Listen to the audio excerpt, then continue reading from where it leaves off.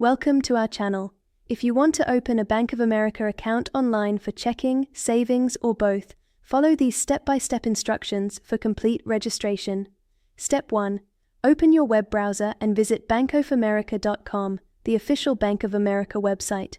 Step 2. Click on Open an Account in the top navigation menu.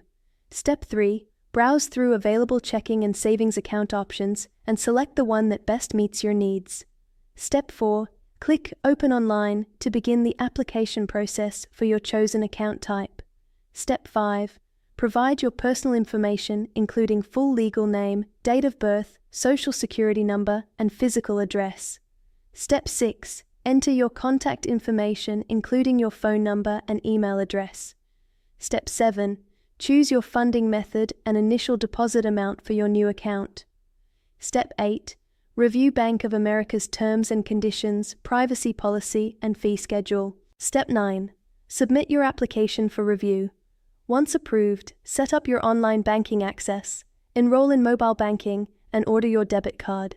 You'll receive your account number and can start using your account immediately.